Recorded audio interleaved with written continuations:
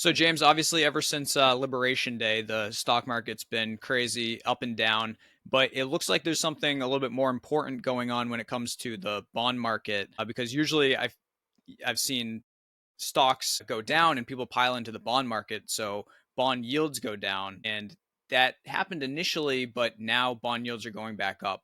Can you explain what's going on? What does all that mean? Right. I mean, it's the thing about investing. The thing that comes to mind for virtually everybody, some people would think real estate, and now you have a lot of people think crypto, but most people probably think the stock market, right? That's what everybody kind of thinks of with Apple and Nvidia and all these kinds of companies. But the thing about it, and the stock market is important. The stock market is important because so many people are invested in it. And the stock market is important for the government as well, because the stock market is the single largest source of capital gains tax revenue for the federal government in the United States.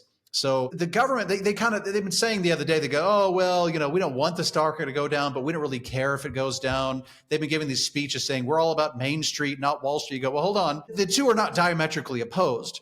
There's a lot of regular, everyday people that are invested in stocks, whether they realize it or not, even if they work for some company that has like a pension fund, the pension fund's invested in stocks. So it matters. But it matters to the government because the stock market is the single largest source of capital gains tax revenue. And I actually went back and crunched the numbers on this with a little bit of help from Grok and scraping all this data. And what you find is you see over time mapping basically the increase in the stock market, total stock market capitalization relative to, I pulled all this IRS tax data from the IRS, and you can see relative to total stock market capitalization relative to the total capital gains reported by US investors in the United States. And what you see is that the 3-year, because people aren't going to sell it like it went up this year, so I'm going to sell, or it went down this year, so I'm not going to sell. But if you look at it on a longer term basis and a 3-year moving average of total stock market capitalization, there's almost a perfect correlation between the 3-year moving average of total stock market capitalization and US capital gains tax revenue reported by US taxpayers. So it's a You're really, saying really that big deal. as the stock market increases, capital gains increase because people are selling, and then the Right. tax collected from the government on Exactly capital right. gains increases. Exactly Okay. right. When the stock market goes up, the government tax revenue increases. When the stock market goes down, government tax revenue decreases, right? So it's almost a perfect correlation. It's almost a perfect correlation on a 3-year moving average basis. So the stock market does matter. When these guys say like, oh, well, we don't really care about the stock market. Well, you should, because it's a really big source of tax revenue. And so if you see the stock market get wiped out by $10 trillion, you're looking at losing hundreds of billions of dollars in tax revenue Now, as a but result of aren't that. people selling? So wouldn't when they sell that trigger some capital gains, assuming they're selling up on an investment? Or is that Yeah, but again, think about the correlation. So the moving averages, when the stock market capitalization falls, you are losing capital gains tax revenue. So that's just the math. That's the math behind it. So we might actually do it a separate thing and kind of publish that and show people the results. Just as an aside, Grok was really useful in that, in helping sort of analyze the data, because I kept looking at it and then Grok says, maybe we should try a moving average. You go, yeah, let's try a moving average, Grok. So it came back and actually showed some really interesting data. But the moral of the story is that people pay attention to the stock market, but the bond market is actually far, far more important. And the reason why is because at the end of the day, it's the bond market that dictates where the interest rates will be. And interest rates are so critical to an economy. Interest rates basically determine whether or not consumers are going to go out and borrow. It drives consumer spending behavior. It drives a lot of business and corporate spending behavior, corporate investments. And it also is a really big deal for, obviously, the federal government. The federal government has $36 trillion in debt. Last year in FY24, they spent $1.1 trillion just to pay interest. And so obviously, if they're spending $1.1 trillion just to pay interest, and interest rates are rising because the bond market is pushing interest rates up, that's a really big deal for the federal government, because now you're going to go, oh man, last year was 1.1 trillion we spent on interest. This year could be $1.5 trillion just on interest on the national debt. So that's why the bond market is a really, really big deal, because it's the bond market that ultimately drives interest rates. And when you have $36 trillion national debt, interest rates are a really, really big deal. You're very sensitive to changes in interest rates. so? Why are the rates going up then? That means somebody is selling bonds. Right. So you got to think about interest rates. bond yields ultimately, right? So what happens? How do bond yields rise and fall? Well, it's based on supply and demand for bonds. If you have a lot of people selling bonds, right? Now all of a sudden the supply of bonds increases. So you got a lot of people selling bonds. And then you think about it, if you're like the one guy who's willing to buy bonds and everybody's trying to sell you the bond, you're going to take the bond that has the highest yield. Obviously, like if somebody's going, oh, I got a bond yielding 3%, and somebody else says, I got one yielding 4%, I got one yielding 5%, you're going to take the one that yields 5%, right? Because that's the one you got you got a finite amount of capital. You're going to take the best bond, and that best bond is going to be the one that pays you the most money. It's got the highest yield, right? Everything else being equal. And so that's basically what ends up happening is that, you're going to take as the investors who are left buying the bonds, they're going to take the highest yielding bonds. And so all the other bonds that are left in the marketplace, basically their yields have to come up to meet that market yield that all the other investors are demanding. So that's what happens when people start selling lots and lots of bonds. That's how bond yields increase very, very suddenly. And that's what we're seeing right now in the market. So there's a larger it's a supply and demand thing. Right? Yeah. Right. And not as many Yeah, people exactly. buying. Exactly. I mean, just think about it. If you're like the one investor who's buying bonds and you've got 100 different investors that are now trying to sell you their bonds, you're going to take the best bond. And the best bond, everything else being equal, especially if they're all, exactly the same type of bond, you're going to take the one with the best yield, with the highest possible yield. And so that means if this guy's got a bond yielding 10% and everybody else is yielding like 2%, 3%, they're all going to have to cut their prices and change their yields basically to match that market yield, that 10%, just to try and entice you to buy. Or they say, oh no, I'll give you 11%. I'll give you 12%. I'll pay you 15%. So the yields keep going up because they have to entice investors to take their hard-earned savings, their hard-earned capital, and buy those bonds. So that's basically what happens, right? And that's the reason why bond yields rise very suddenly, is because there's a sudden surge of people selling their bonds and not that many people left over to buy bonds. So it's a major supply and demand imbalance. Is this just the thing where everybody needs to sell whatever they can when the markets crash to cover their leveraged trades? Because that's what happens with gold, right? When the stock market crashes, even if gold is eventually going to go back up, it initially takes a dip because people need liquidity. So would the same right in thing the first days bonds? after Liberation Day, right, we saw the stock market crash and then crash again the next day, right? And so what happened? Everything went down, everything, including gold. And a lot of people are like, oh, wait, what's happening to gold? Well, like people sell everything. And a lot of reason why is because people are leveraged, right? They're trading on margin. So you have these big funds. I mean, you might log into like your Schwab account and you have like, maybe you get like 1-to-1, you put in $1,000, Schwab loans you $1,000. Big funds, they can get 5-to-1, 6-to-1. I mean, it depends on the trade. And so a lot of these funds are very heavily leveraged. And so all of a sudden, when stocks fall, especially as much as they are, these funds will sell everything they've got. They will sell their gold positions. They'll sell whatever they've got just so they can sort of cover their loan loss, so they can cover their margins for their stock trading, right? But then what happened, right? What happened was, and a lot of people obviously are selling. A lot of people they sold their stocks on those first couple of days. And those first couple of days, the bond market did what it normally does. The bond market is the safe haven. So people pull their money out of stocks and they put it into bonds, right? Because all of a sudden you sell, you've got, remember the capitalization, the stock market capitalization fell like $6 trillion. And so what do people do with $6 trillion? Well, they took a lot of that money. Some people put it in the bank, but a lot of people bought bonds because that's the asset class. There's very few asset classes that can absorb massive capital flows. The bond market can, not the whole $6 trillion, but a lot of that money went into the bond market. So as a result, in the first sort of day or two after Liberation Day, we saw stocks go down and bonds go up, right? And so what ended up happening was when the bond market increases, it basically meant that yields were falling because there was more people buying and fewer people selling. So the supply and demand imbalance actually worked in favor, and bond yields fell. And the government looked and said, oh, this is great. This is great. Bond yields are getting cheaper. It's getting cheaper for us to borrow. This is great. And then what happened, right? All of a sudden, after the weekend was over, bond yields started skyrocketing at rates at a speed which we have not seen in decades. The 30-year bond, U.S. government bond, the 30-year U.S. government bond increased at a rate we haven't seen since like the early 90s.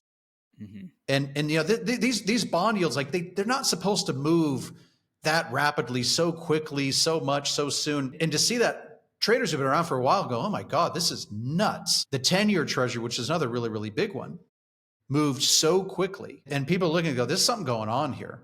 There's something going on. At first, you think like, how is this possible? Because then again, that supply and demand imbalance worked in that direction. Now there's more people, there's way more people selling than buying. So what does that mean? It means there's a lot of people that are shorting the bond market, or they're selling their bonds. And you go, okay, well, who could be doing this? Who could be responsible for this? Well, if you'd asked that question on like Monday or Tuesday, the answer could have been lots of people. It could have been a bunch of Wall Street funds that were expressing their dissatisfaction with the Trump administration. In the same way that big funds, big investors, the bond market back in 2022 expressed its dissatisfaction with then British Prime Minister Liz Truss. Liz Truss was British Prime Minister, the shortest span prime minister in history. And she announced this economic plan. The bond market didn't like it. They said, no, the deficits are going to be too high. I'm out. And so everybody started selling their British government bonds. They're called gilt. Pound went into free fall. British government bond yields went through the roof as a result, because there was lots and lots of selling. People were dumping their British government bonds, and bond yields went through the roof. They call this notion the bond vigilantes. It's like the bond vigilantes, going out and kind of putting the government in check, and it worked. In the case of the UK, the prime minister resigned, the chancellor resigned. They had to form a whole new government. Everything was the whole thing was a disgrace. You could think maybe that's what's happening in the US. Maybe the bond vigilantes are rising, and they're out rebelling against the federal government here. But I don't think that's the case. And the reason why is because, after middle of the week, when all of a sudden they said, well, guess what? We're going to have a 90-day pause. And then what happened? Stock shot through the roof. And what does that mean? Like all those hedge fund guys would have been going out and buying stocks. So they would have taken the money out of the bond market buying stocks. But what happened?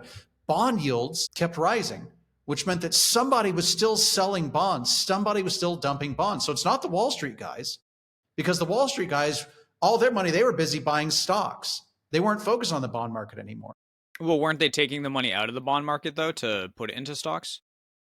Yeah, but somebody was still selling like crazy amounts of dumping, crazy More, amounts of dumping. And but then they were putting into the stock market. There's only so many entities that are really at that point capable of doing that, right? And so that you would think another possible solution would have been, well, maybe it was a disgruntled foreign government. And again, if you'd asked the question on Monday, you think, well, maybe it was France, maybe it was Germany, maybe it was somebody that owns hundreds of billions of dollars worth of treasuries that are dumping lots and lots of treasuries all at the same time. And so maybe that's who it would have been, right? But then all of a sudden, when they announced this 90-day reprieve, you go, well, it's not going to be Germany, it's not going to be France, because now these guys they're on the cusp of a deal, right? So why do they want to anger the United States by dumping their treasuries at a time when there's a deal sees them on the horizon? Right now, the U.S. says, "Oh, you're an adversary. I thought you were my friend. No, we're gonna sanction you. We're gonna keep tariffing you." So it just doesn't make sense that like France or Germany would be doing that. And at the end of the day, when you start eliminating all the possibilities, there's really only one disgruntled foreign country that remains, and that's China. Because China has the means, right? They own a couple $1 trillion worth of U.S. government or U.S. agency debt. They've got a couple $1 trillion of this stuff on their balance sheets.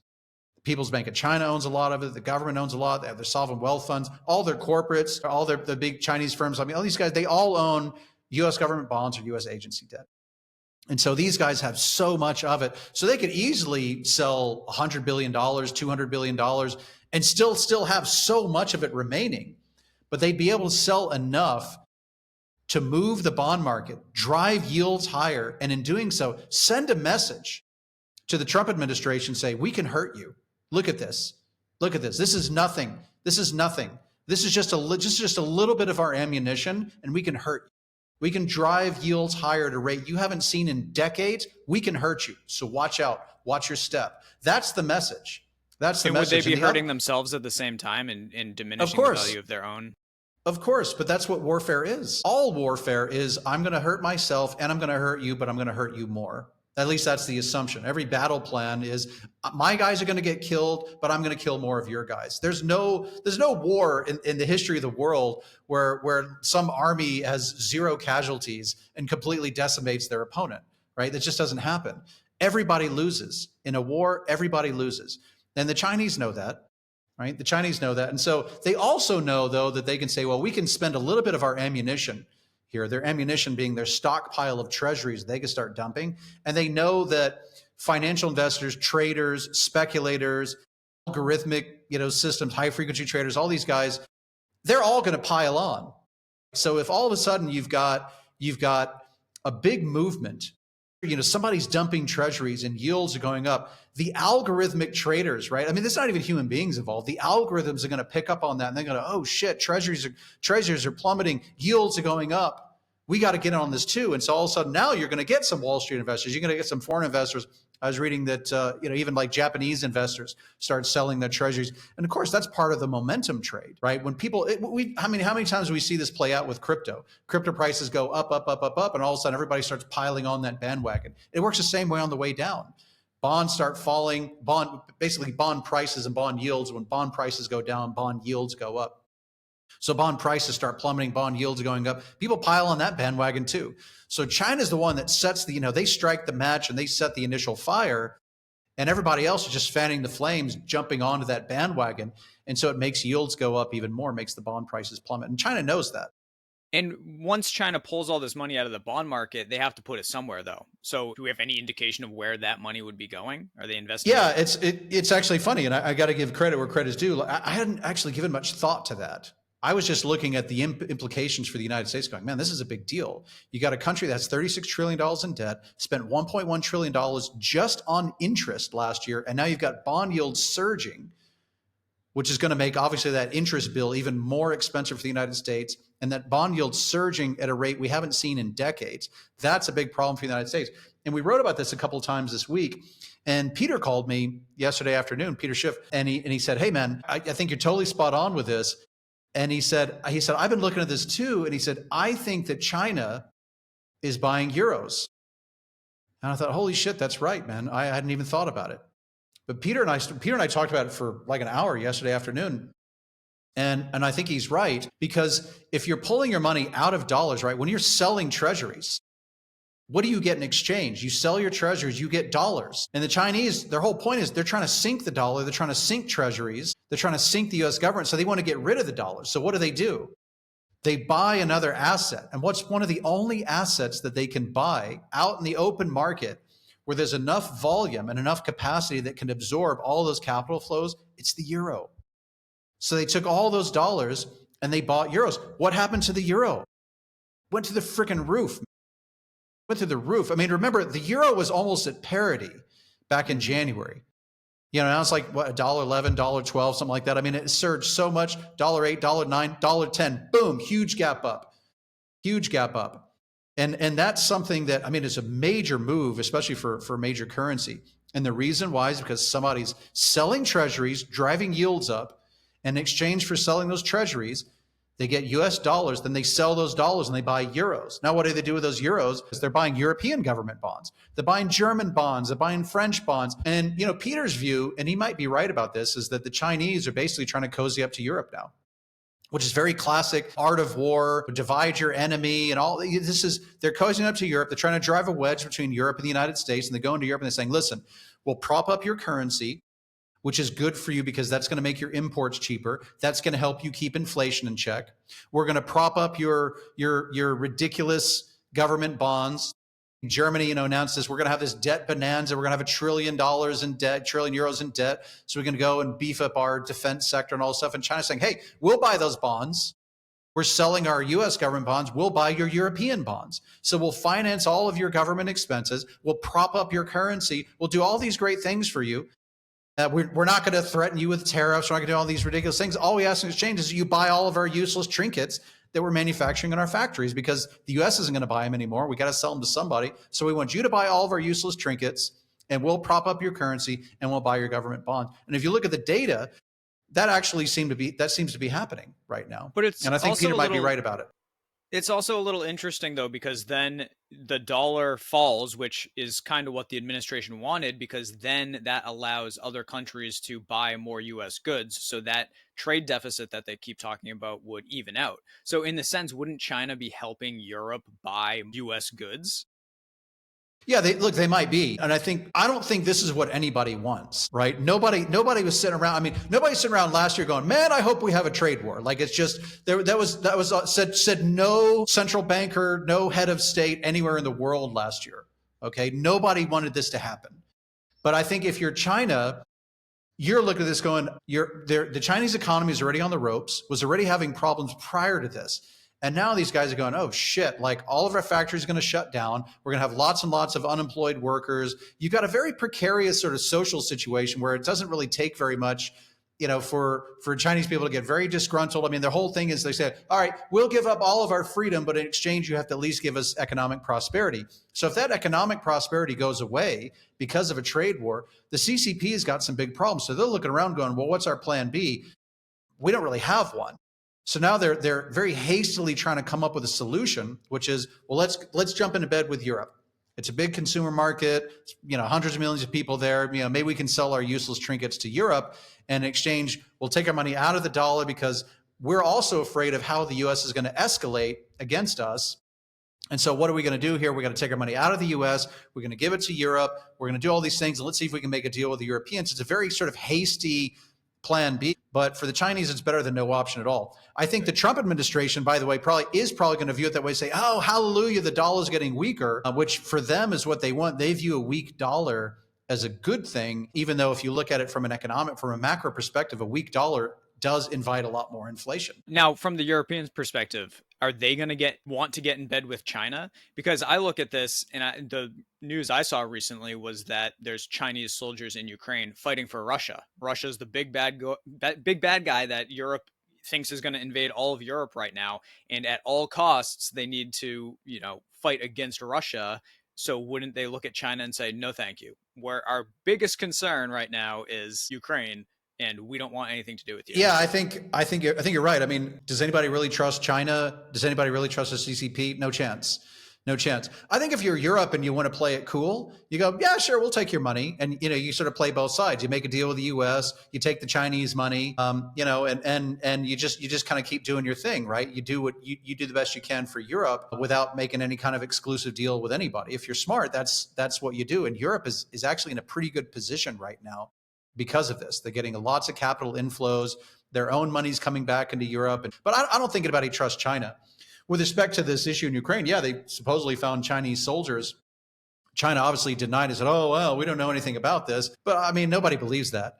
If you're China, when you think about it, of course you're going to send soldiers to Ukraine because you're anticipating at some point here, especially now, there could very well be a war, whether it's between China and Taiwan or China and the US or China versus the US and Taiwan. There could very well be a war. And China doesn't have any war experience. They just don't. The US has lots of war experience. I mean, there's hardly been a time. Well, I remember when I was at the academy, there was the Gulf War in the early 1990s. Then there were all the peacekeeping missions. Then you had the war on terror.